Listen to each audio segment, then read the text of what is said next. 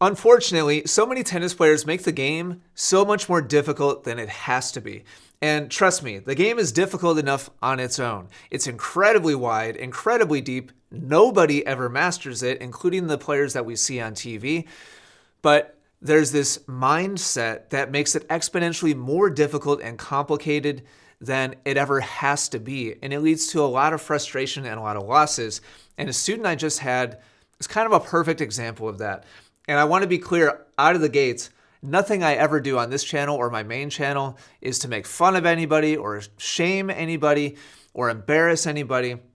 But I'm going to use this footage from a recent student as a case study and tell you exactly what I told this player. And the setup here is we just ran through a total game evaluation of this player. I had him at forehands, backhands, volleys, overhead serves. And now we're going to play some points together. This is a doubles specialist. So we're playing cross-court points. It's not real doubles, but it's the best we can do in a private coaching scenario. So he's serving on the deuce side. I'm returning on the deuce side. And we have to keep the ball on the deuce side. So if at any point I hit the ball over here, then it's out. And if at any point he hits the ball over here, it's out. That's the scenario. And my goal during these evaluatory points, so the setup here is I'm trying to figure out what are this player's normal patterns, strategies, targets, positioning, habits with their footwork, habits with their swings. How do they put different strokes together in a competitive environment? Now, this is not one-to-one, it's not doubles, but it gives me a pretty immediate look into what somebody likes to do to play points. Okay, so I'm going to explain kind of while you watch, all right? So this is the very beginning of our evaluatory points. And what you're going to see happening from this player is you will not see the same shot twice from this player as we play these points, just cross-court doubles points. You're going to see drop shots, you're going to see cut shots, you're going to see angle shots, you're going to see lobs, you're going to see like from a defensive position, like a big like cut drop shot attempt. And in contrast, I just like pop up, like cut, like he's trying to like fool me with like spins. And here you're gonna see a drop shot lob, and like he's gonna win some points, like to be clear. But I want you to notice my response on the other side. And I approach, if you ever come work with me in person, here's a little bit of a cheat. My goal on the other side is to just hit a neutral ball to this player over and over again and see what they do. By neutral ball, I mean match the pace they give me, try to find their comfort zone, hit the ball in their strike zone without any significant spin, without any significant depth, and just see what do they do. And it gives me a lot of insight into the habits and the patterns that a player has. And this player is on one far end of a spectrum between somebody who likes to just be consistent. Here, I want you to focus on me here for a second, and I'll get back to the points here in just a sec. In my head, there's a kind of a continuum. On one far end of the spectrum are the players that optimize only for consistency. And all they care about is just hitting the next ball in. They don't care about the spin or the speed. Maybe they're cognizant of like the height and the depth, but all they care about is like, I just need to make the next shot, Nothing fancy, just put it in play. Way over on the other end of the spectrum is this player, where he's almost kind of allergic to hitting the same shot twice. And he gets so antsy and so impatient, and he's constantly trying to figure out some creative, fancy, unpredictable way to make me mess up. And then we've got lots of gray, like in between, right? So the problem with being way over on this end of the spectrum is it's hard enough to hit the same shot to the same place again and again and again.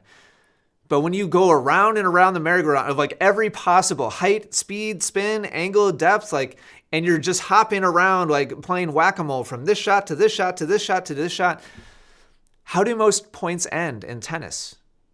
All levels, including the players we see on TV. Most points end with an error. Most points end with a mistake. So if you're not hitting the same shot twice, the odds of being consistent and precise as you go from shot A to B to C to D to E to F and like all the way down the alphabet, and then circle back around to A again and B, C, D, E, F, and go like all the way through again. The odds of being consistent while revolving around all this variety is basically zero. So here, watch a few more point examples here. So watch as I continue to just hit a neutral ball back to my opponent, my student here, and watch the huge wide range of different varieties and spins and depths. And I honestly, like, this is just a personality thing with some people, and it was the case, with this player. And again, my goal here is not to point and like laugh at this player, but it's just a perfect case study. And I want to get the message out about this. We had a lot of, for me, like very serious conversations. Like, listen, if you came to see me today because you want to get better at this game, then I need to figure out what that next level is. And for this player, it's about removing variability. It's about narrowing focus on a core couple of different important shots and increasing consistency and precision and repeatability of those core shots. It's not coming up with all of these different like creative balls shot after shot after shot. And this player wanted to hold on to his variety. And in fairness, to this student, he just gets a lot of joy and happiness out of trying all these different creative balls. And it's like an adventure. Like I genuinely don't even think he knows what he's gonna do, like point by point. And so like one of the big questions I asked him after it takes about 45 minutes for me to go through this evaluation with a new student, looking at all their technical habits, their tactical habits, their targeting, patterns. And I asked him when we came together to the board to start writing down notes, what was your strategy? Like what I can tell you what my strategy was. My strategy was like, just hit the ball back to you and see what happens. And spoiler, I won almost all the points. He won a couple with some exceptional shots, and that's what keeps this player coming back, is those like exceptional shots that he did come up with. But anybody can find a highlight shot here and there. The way you win at tennis isn't through highlight shots. It is through consistent, precise execution of the same, for this player, boring shots again and again and again and again.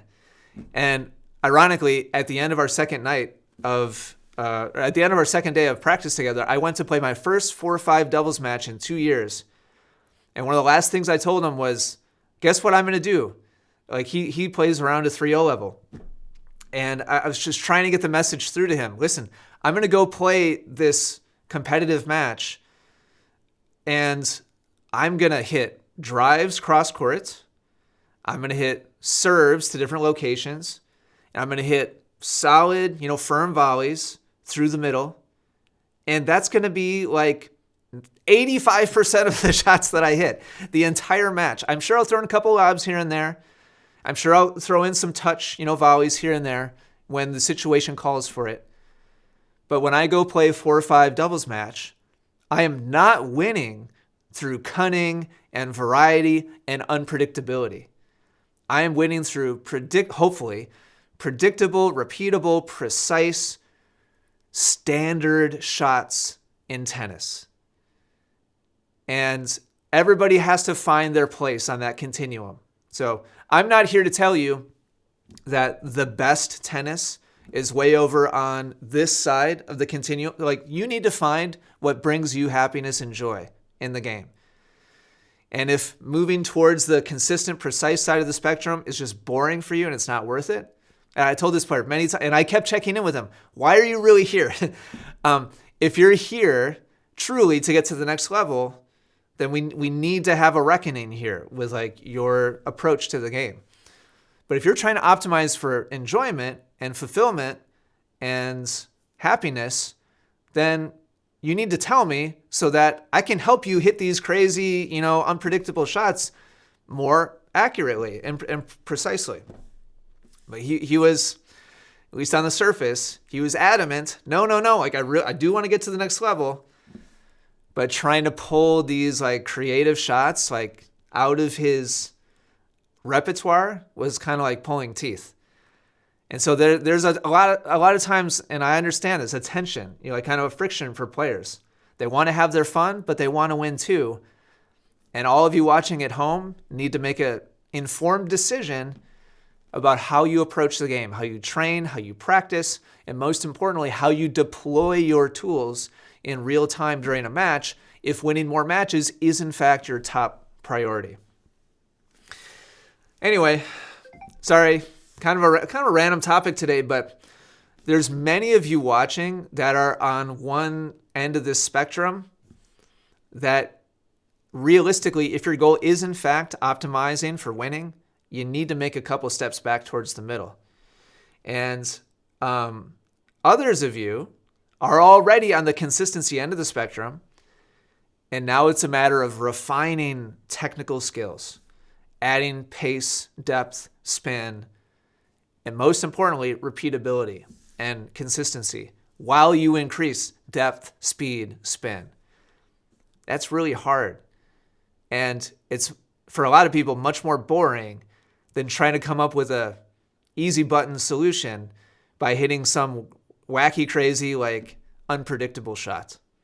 Hopefully something in here is helpful for you. Thanks for listening. Thanks for watching today. Keep up the great work in your game. I'll talk to you again soon.